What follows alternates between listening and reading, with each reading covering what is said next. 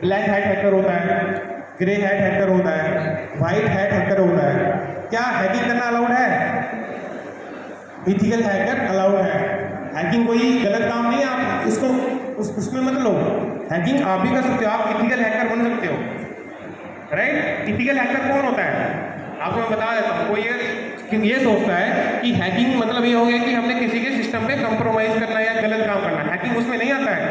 वो हैकिंग के अलग अलग प्रकार है, और जो इथिकल हैकर होता है वो हमारी गवर्नमेंट ऑफ इंडिया भी उनको हायर करती है। उनका काम क्या होता है? इथिकल हैकर का काम होता है कि फॉर एग्जांपल आपकी कोई कंपनी है, आपने कोई वेबसाइट बनाई, राइट। उस वेबसाइट पे कोई अटैक ना कर पाए तो इथिकल हैकर क्या करते हैं, उस वेबसाइट को जांचते हैं, उसकी पूरी सिक्योरिटी बढ़ा देते हैं, और हर टाइम टू टाइम, हर within 6 month, within 7 month या विद इन मंथ उसको वो प्रॉपर चेक करते रहते हैं कि उसमें कोई लूप होल तो नहीं है।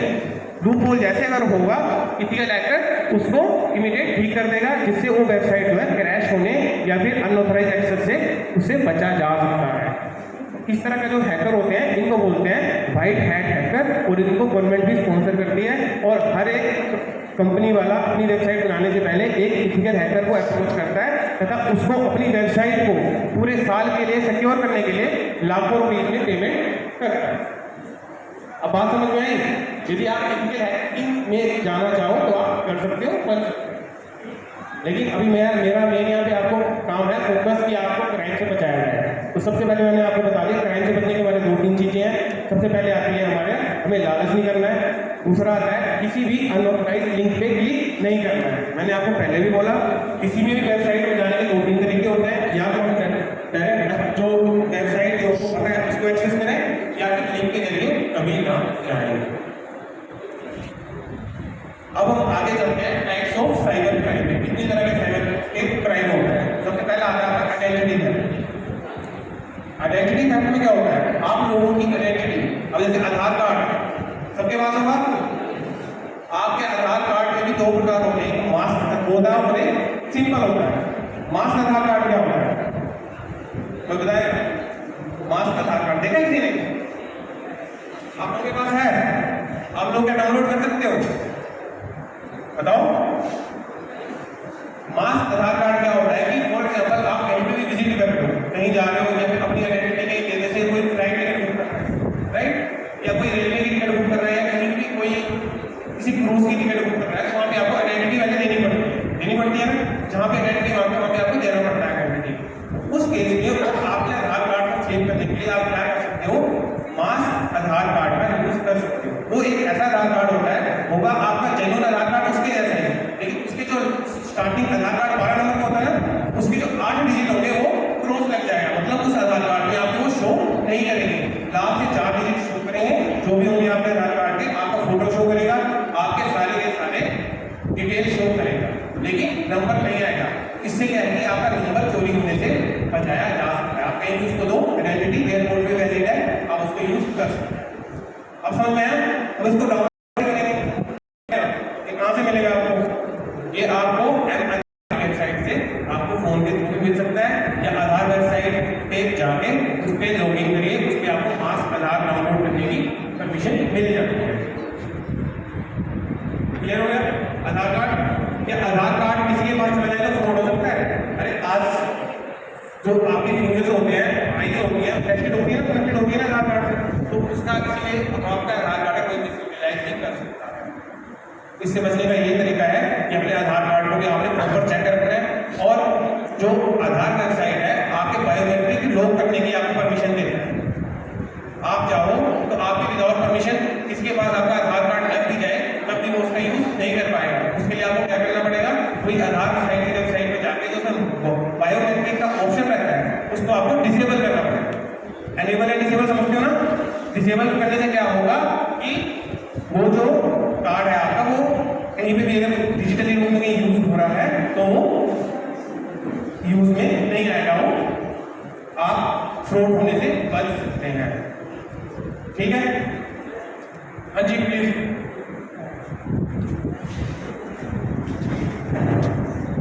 सर, जब हम आधार कार्ड डाउनलोड करते हैं तो हम मास्क आधार कार्ड का ऑप्शन करते हैं, तो मास्क आधार क्या है? मास्क आधार जो है, जो मैं आपको बताया, वो आपको लगता नहीं, तो आपको ऑनलाइन निकालना पड़ेगा। जैसे भी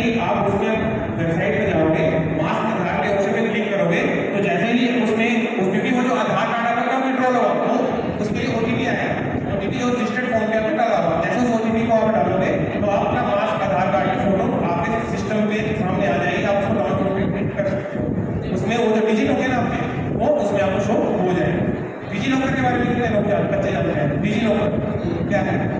कोई जानता है डिजी लॉकर के बारे में? बहुत बढ़िया, कुछ बच्चे जानते हैं। एक आपको बता देता हूँ एक काम की बात कि डिजी लॉकर भी बहुत बढ़िया है। गवर्नमेंट ऑफ इंडिया ने एक ऑफिशियली ऐप बनाई है। डिजी लॉकर में आप सारे डॉक्यूमेंट अपने डिजिटली रूप में सेव कर सकते हैं। सबको पता है? सबने किए हैं? इवन तो मुझे लग रहा है आजकल तो शायद स्कूल्स की मार्कशीट भी शायद इसमें अपलोड हो रही है डिजी लॉकर में। जिन जिन स्कूलों में सीबीएसई या फिर स्टेट होता है, यदि वो ऑप्शन उसमें अवेलेबल है, आप डिजी लॉकर से अपनी स्कूल की मार्कशीट भी उसमें से निकाल सकते हो और वो डिजिटल रूप में हर जगह अवेलेबल है। ड्राइविंग लाइसेंस से लेके आधार कार्ड से लेके हर चीज डिजी लॉकर में उसके लिए एक अच्छा ऑप्शन है।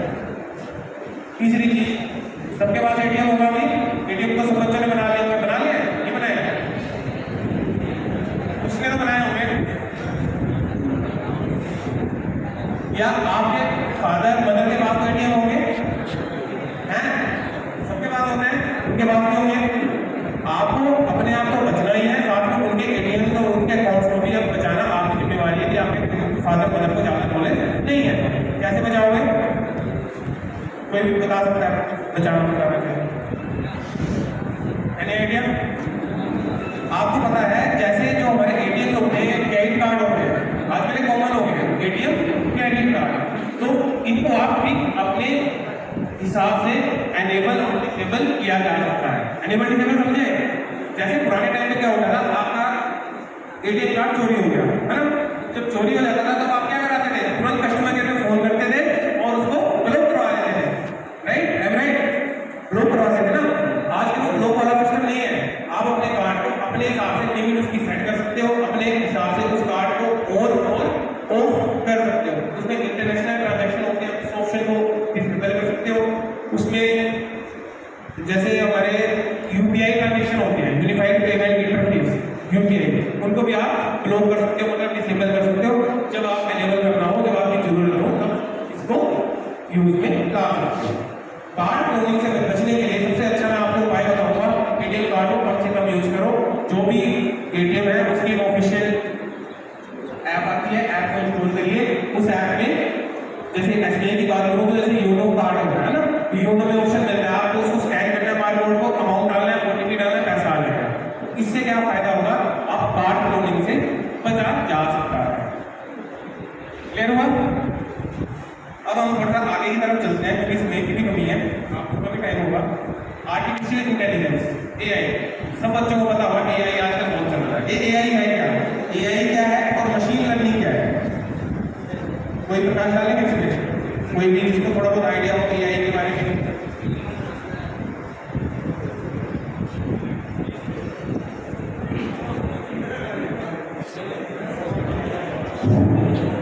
एआई में हम लोग मशीन छोटे फॉर्म करता है बिना कोई ह्यूमन इंटरफेरेंस के।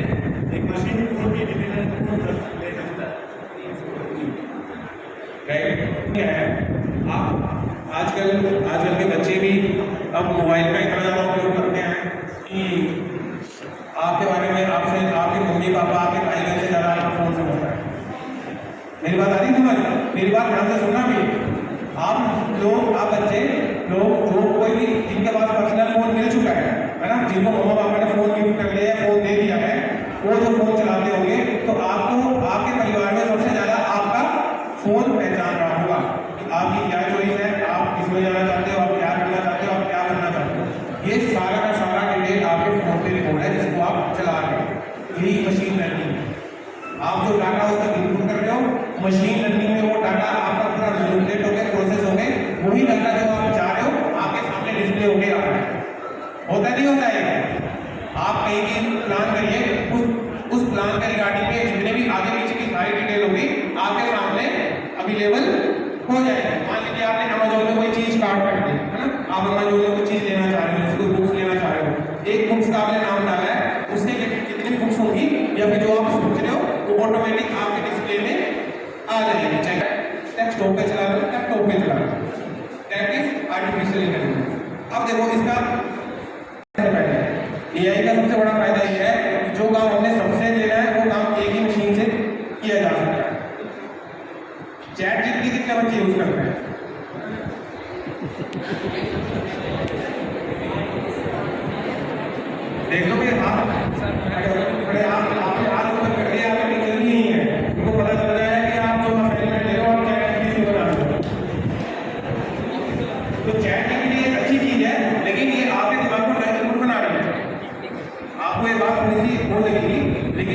टास्क आपको यहाँ तुम्हारा टीचर्स के द्वारा जो भी दिया जा रहा था, आप चैट जीपीटी के द्वारा यदि उसको विंडो वहाँ से उठाने को वहाँ जाके पेस्ट कर दे रहे हो, वो दिखने के लिए बहुत अच्छी है, आपके टीचर्स उस पर आपको एक्सीलेंट नोट दे सकते हैं, लेकिन वो आपके दिमाग को चलने नहीं देगा चैट जीपीटी। आज की डेट में साइबर अवेयरनेस आप लोगों को इसके बारे में सबको पता होना चाहिए, कैसे बचना है, क्या करना है।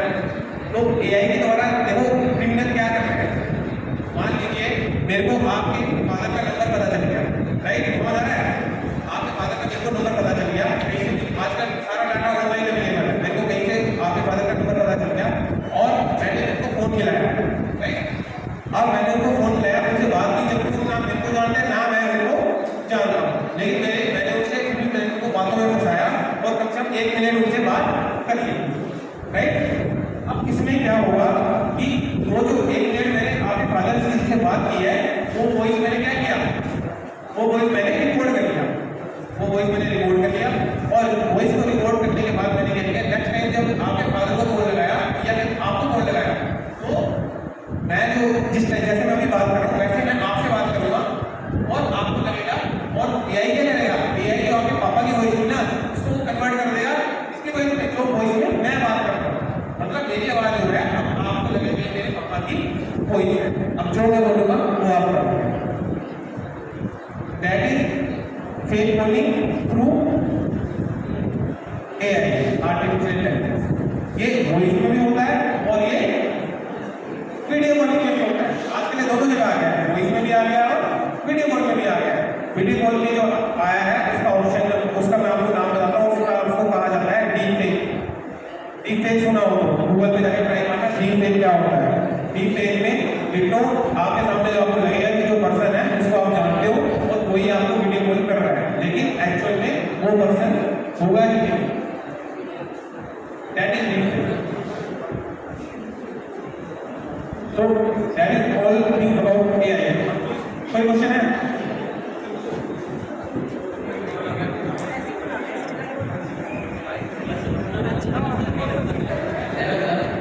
मेरे पापा का वॉइस कॉपी कर सकता है, तो इससे अवेयरनेस कैसे क्रिएट किया जा सकता है, लाइक मुझे पता है कि मेरे पापा कैसे बात करते हैं, इससे बन सकते हैं ये सब। और सर और एक सवाल था कि जो साइबर कैफे होता है उसमें अगर हम जाते हैं इंफॉर्मेशन अपना इनपुट करते हैं तो कोई भी आदमी फेक इंफॉर्मेशन इनपुट कर सकता है और किसी भी रिगार्ड मैनिपुलेट कर सकता है। तो अगर कोई भी साइबर कैफे उस आने जाने वाले आदमी का रिकॉर्ड रखता है क्या, और जो वेबसाइट यूज़ करते हैं उसका भी रिकॉर्ड रहता है क्या?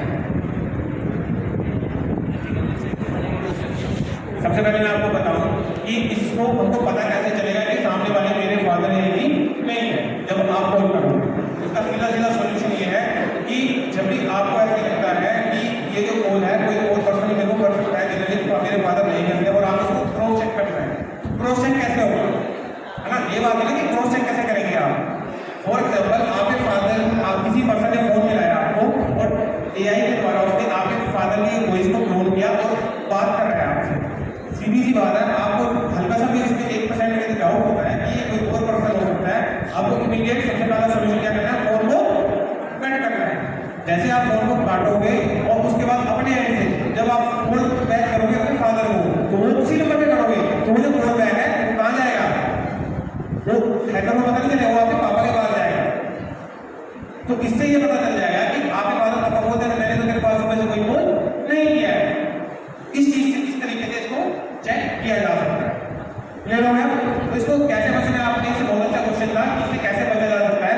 आपको जरा भी डाउट हो रहा है कि जो सामने वाला पर्सन कुछ अजीब बातें कर रहा है या कि ऐसी बातें कर रहा है कि जो मुझे उसमें सस्पेंस हो रहा है, तो आपको इमीडिएट फोन को कट करके उस चीज को कंफर्म करना है अपने नंबर पर, चाहे भाई का फोन है, फादर का फोन है, कर ले।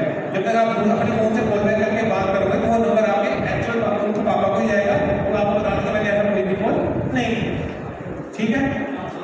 दूसरी चीज, जब भी आप साइबर कैफे में जाते हो तो साइबर कैफे वाला मैं आपको बताऊं कि कुछ साइबर कैफे जो है आजकल सीसीटीवी सब में लग रहा है, रजिस्टर मेंटेन होता है, लेकिन ये जो सारी चीजें हैं वो साइबर कैफे में लेकिन आपको बोल सकता है कि हर साइबर कैफे में ऐसा होता होगा, ये डिपेंड करता है साइबर कैफे का ओनर क्या कर रहा है नहीं कर रहा है। एज पर पॉलिसी उसको रिपोर्ट भी रखना है और उस साइबर कैफे में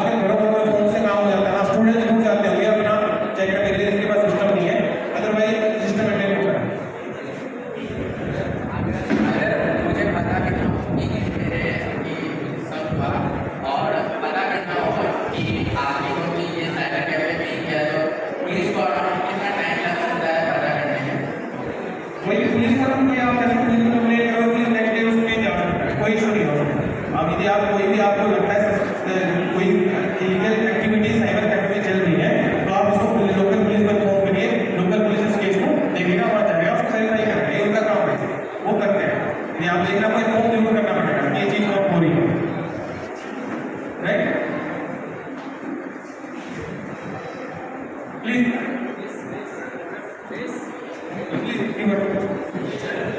जैसे कि अभी ऑनलाइन शॉपिंग फ्रॉड की चल रहा है, उससे कैसे बच सकते हैं? शॉपिंग फ्रॉड से जो चल रहा है उससे कैसे बच सकते हैं? जो आजकल फेस्टिवल सीजन है, फेस्टिवल सीजन में सबसे पहले आप उसे कैसे बता सकते हैं? उसका मैंने सबसे पहले आपको जब मैंने क्लास स्टार्ट की थी आपको उसका आंसर मैंने दे दिया था कि लालच से बचना है सबसे पहले। अब आप खुद सोचिए कि जो एडिडास ब्रांड या आप एप्पल के फोन में सबसे ज़्यादा होता है, सबकी चॉइस होती है कि वो फोन परचेज कर रहे हैं तो कौन सा? एप्पल, है ना? अब आप खुद ही सोचिए कि जो एप्पल ओरिजिनल 80,000 है उसका बेस मॉडल आता है वो आपको 16-17 हज़ार रुपये में अमेजोन पे या किसी भी लिंक के जरिए अवेलेबल हो रहा है, तो वो सीधी सीधी बात है, वो फेक है। आपको उसमें नहीं आना है। यदि आप लालच की करोगे तो आप बच जाओगे और उसमें क्लिक करके जाओगे तो आपको वही होगा कि वो डब्बा आ जाएगा और उसमें तक साबुन निकलेगा, आईफोन नहीं आएगा। तो एक लालच से आपको बचना। हाँ, ऐसा कोई ऑफर आपको ओरिजिनल है उसकी जो कंपनी ऑफिशियल वेबसाइट पे है तब आप वो ऑफर क्लेम आप कर सकते हो, लेकिन वो ऑफर आपको वैसे नहीं मिलेगा। ठीक है? अच्छा, ये तो होगी कि कैसे साइबर क्राइम से बचना है ना? क्या क्या हमें काम करने हैं जिससे साइबर से बचा जा सकता है। लेकिन यदि साइबर फ्रॉड किसी के साथ हो जाए तो उसका कंप्लेंट कैसे करें, ये भी बात आपको पता होनी चाहिए, राइट? तो कोई मेरे को बताएगा कि किसी के साथ साइबर फ्रॉड हो गया है तो उसकी हम कंप्लेंट कैसे करें? सर एक मिनट, सर डार्क वेब क्या होता है?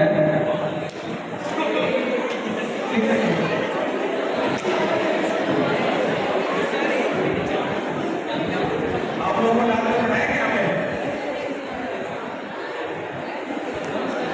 सर डार्क वेब पढ़ाया? नहीं सर, नहीं पढ़ाया। मैंने एक क्वेश्चन मैंने किया था कि साइबर क्राइम आपके साथ हो गया, उसकी कंप्लेंट कैसे करें, है ना? वो मेरे को थोड़ा बताओगे कि साइबर आपके साथ साइबर फ्रॉड हो गया, राइट? आप उसकी कंप्लेंट कैसे करोगे? बताओ। देखो, आपको ये पता नहीं है कि साइबर आपके साथ हो गया है, उसकी कंप्लेंट कैसे करनी है, लेकिन डार्क वेब के बारे में आपको पता है। चलो वो भी बताऊंगा मैं, राइट? मैं डार्क वेब आपको बताता हूँ। उससे पहले मैं थोड़ा सा एक टॉपिक बदल कर लेता हूँ, उसके बाद आपको डार्क वेब के बारे में बताऊंगा। यदि किसी के साथ साइबर फ्रॉड हो जाता है तो सबसे पहला ऑप्शन होता है आपको कॉल करना है 1930। सबको पता होना चाहिए नंबर 1930, और इसका गोल्डन टाइम है 30 मिनट। यदि आपके साथ कोई फ्रॉड हुआ है 1930 पे कॉल करके आप आधे घंटे के अंदर उसको कंप्लेंट आपकी दर्ज हो जाती है, तब वो बताएगी जो पैसा आपके अकाउंट से गया है वो पैसा बैंक उसको होल्ड कर देगा और बाद में एक छोटी सी इंक्वायरी होगी, उसके बाद वो पैसा आपको वापिस मिल जाएगा। लेकिन यदि आप बाद में करते हो सकता है बाद में मिलने के चांसेस कम हो जाते हैं, लेकिन कंप्लेंट आपको कैसे करना है 1930। दूसरा ऑप्शन है आपको वेबसाइट पे जाना है www.cybercrime.gov.in।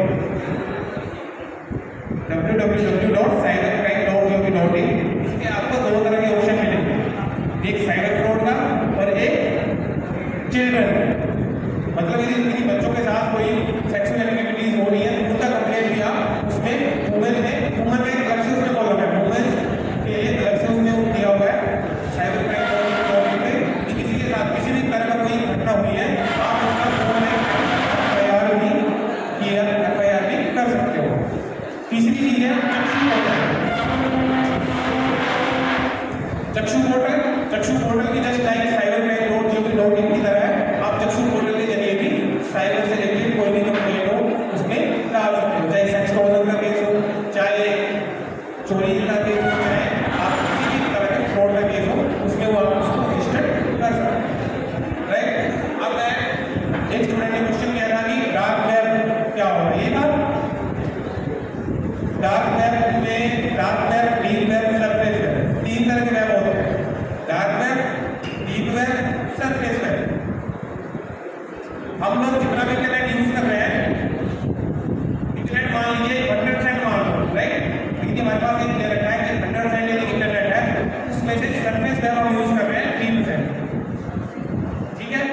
बाकी का 97% बचा वो इंटरनेट सारा यूज होता है कहाँ? डार्क वेब और deep web. Dark web deep web में सारे मैक्सिमम इलीगल घटनाएं होती हैं। डार्क वेब में आप लोग वेपन खरीद सकते हो, डार्क वेब में आप लोग ड्रग्स बेच सकते हो, डार्क वेब में आप वेब बेच भी सकते हो, खरीद भी सकते हो। हाँ जी, बस कि तुमने क्रिमिनल बनना है या अच्छा आदमी बनना है? डार्क वेब डीप वेब मैं आप ये मत सोचिए कि आप डार्क वेब और डीप वेब से ऑर्डर करोगे तो आप फंसोगे नहीं। यदि आपके माइंड में ये बात है तो आप गलत हो। ऐसा नहीं है कि डार्क वेब और डीप वेब से आप कोई भी चीज इलीगल एक्टिविटीज कर रहे हो और आप बच जाओगे। भले ही डार्क वेब डीप वेब से जो भी चीजें परचेज की जाती हैं, खरीदी जाती हैं, बेची जाती हैं, उसकी पेमेंट होती है क्रिप्टो करेंसी में। लेकिन ये श्योर नहीं है कि आप उसमें बच जाओगे, राइट? सर जब हम लोग को पता है कि डार्क वेब इलीगल है तो गवर्नमेंट इसको बैन क्यों नहीं करा पा रही है? एक चीज आपको बता दूं, इंटरनेट पे जो चीज एक बार ढल जाती है वो कभी भी बंद नहीं होती। चाहे गवर्नमेंट हो कोई सी गवर्नमेंट आ जाए, इंटरनेट पे कोई चीज ढल जाए, एक बार एक्सेस हो जाए वो चीज बंद नहीं होती। दूसरी चीज, एक और चीज है कि डार्क वेब डीप वेब में कोई गलत काम नहीं होता है। डार्क वेब डीप वेब में हमारी कोई कॉन्फिडेंशियल इंफॉर्मेशन बहुत अच्छे से पास होती है। इनको अच्छे कामों के लिए भी यूज किया जा सकता है। जरूरी नहीं है कि आप इनको इलीगल एक्टिविटीज के लिए नहीं यूज करना है। इनमें काफी अच्छी अच्छी चीजें कि आपको अवेलेबल मिलेगी। और इसको एक्सेस कैसे करना है ये कितने लोगों को पता है कैसे चलाते हैं इसको? क्योंकि सर क्या सर्च करेंगे तो डार्क वेब खुल जाएगा फोन में।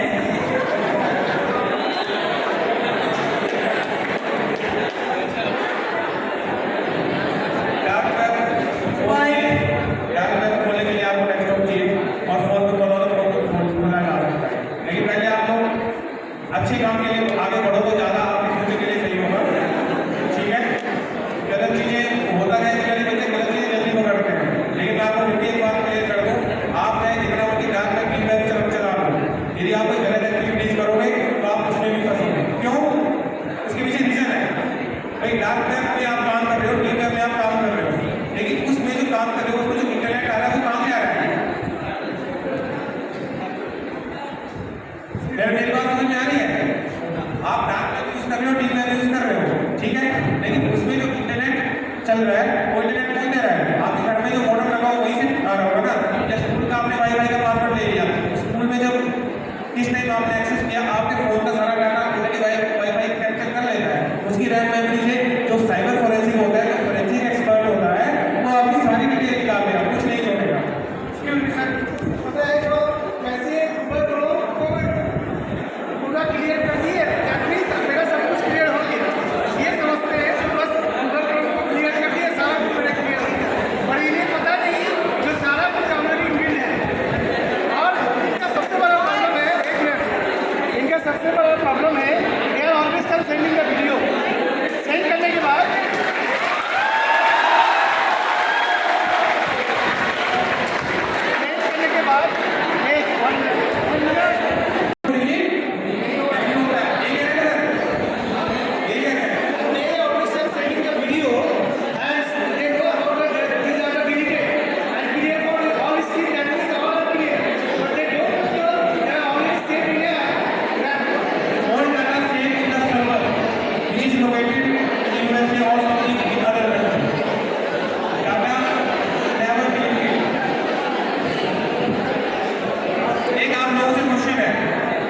टीबी की या 1 TB की एक कोई उसमें डाटा अपलोड कर दिया, how you remove that data permanently? I got my question, how you remove all data permanently 1 TB? That I will show. कैसे रिमूव करोगे उसको?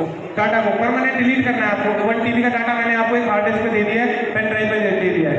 कंप्यूटर सबका सब्जेक्ट होगा, IT I think 10th 11th 12th के बच्चों का। आप उस डाटा को परमानेंट कैसे डिलीट करोगे?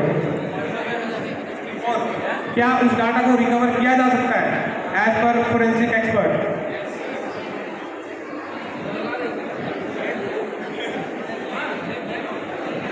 कि परमानेंटली डिलीट करें और जो डेटा हम लोग डिलीट कर रहे हैं वो ट्रैश कैन में ना जाए, लेकिन हम लोग परमानेंटली डिलीट करते हैं।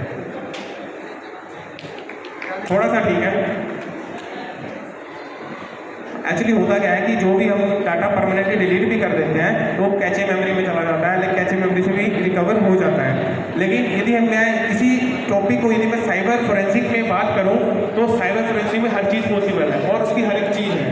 क्या है कि किसी डाटा को मेरे को परमानेंट डिलीट करना है तो सबसे पहले मेरे को क्या करना पड़ेगा कि जो आपके पास मैंने बताया SSD है, पेन ड्राइव है ना, जो कुछ भी मैंने बताया था जिसको डाटा था, उस डाटा को सबसे पहले मेरे को डिलीट करना पड़ेगा।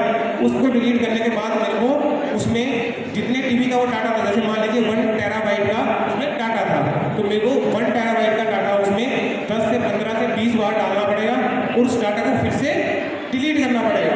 तो वो जो डाटा है जो मैंने स्टार्टिंग में 1 TB डाटा जो मैंने डिलीट करने के लिए बोला था, तब जाके तब भी मतलब चांसेस 1-2% रहेंगे कि फिर वो डाटा रिकवर हो, अदरवाइज कोई ऑप्शन नहीं है डाटा को परमानेंट डिलीट करने का।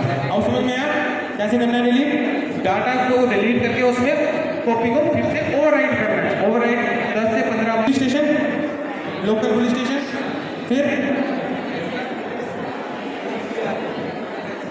कोई आइडिया? फॉर एग्जाम्पल कोई कंप्लेंट हो जाता है तो उसका कंप्लेंट कहाँ हो, नहीं हो जाता है तो कहाँ होगा और उसको डील कौन करेगा? आईओ कौन होगा? ये बात आपको बता दीजिए।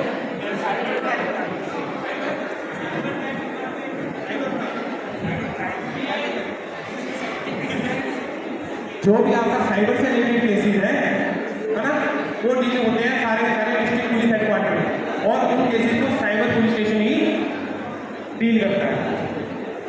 मतलब आप किसी प्लेस से हो जो कि छोटा गांव है, वहाँ पे जो लोकल पुलिस स्टेशन होगा उस पर आपकी FIR हो जाएगी, लेकिन उस केस को डील कौन करेगा? उस केस को डील करेगा साइबर पुलिस स्टेशन ही डील उसको करेगा।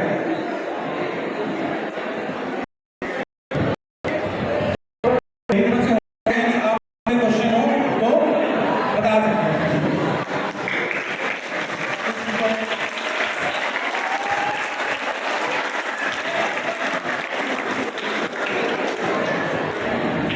भाई कभी कोई क्वेश्चन है तो पूछ सकता है।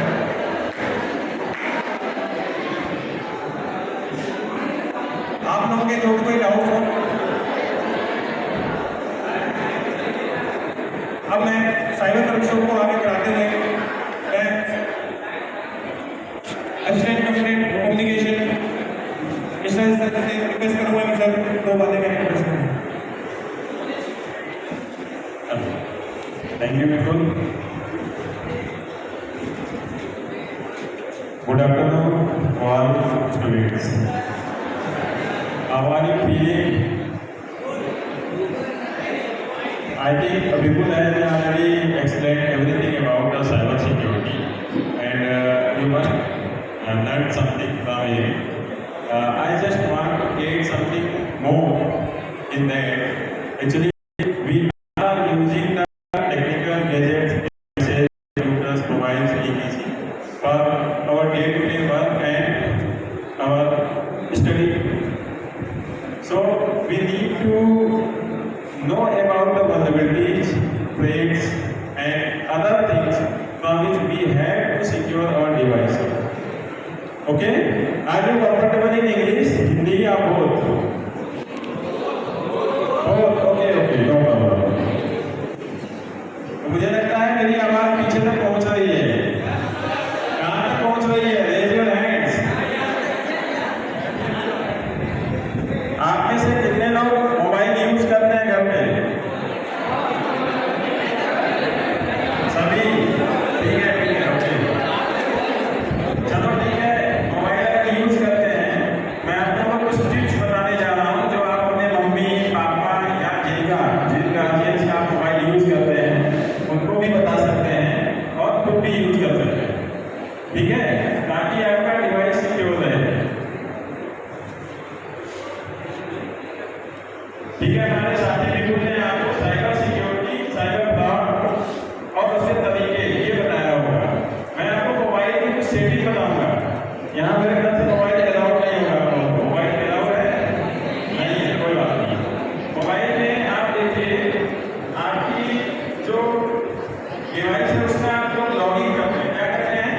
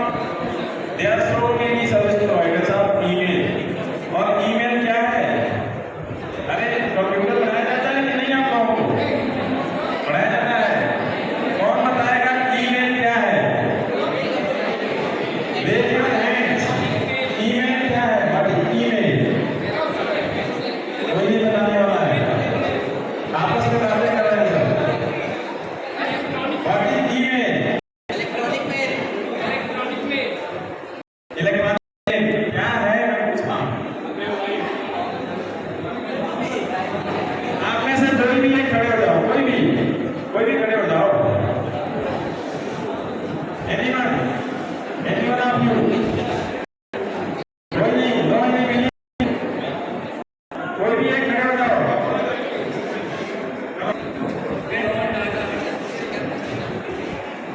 देखिए अमन ने बताया कि जहां पे अपने सभी डाटा को स्टोर करते हैं, सही है?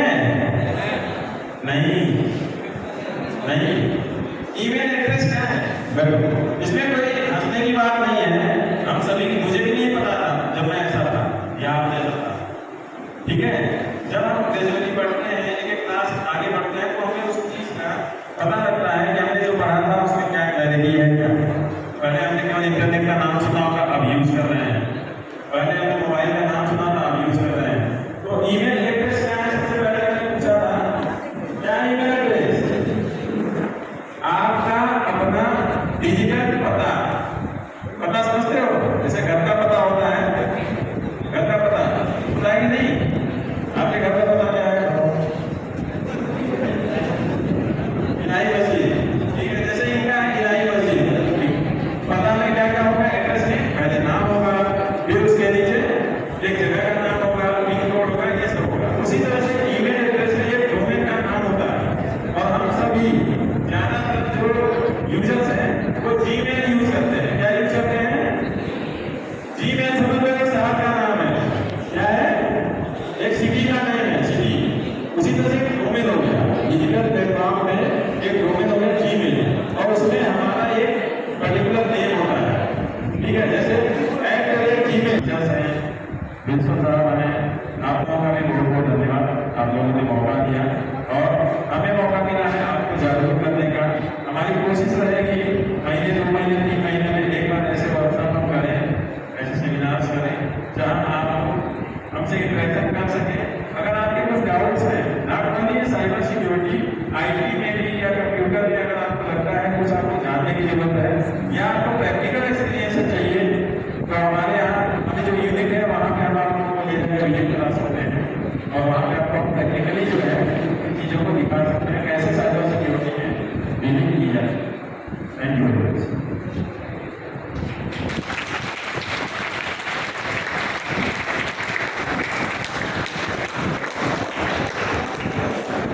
Good afternoon to all the present here.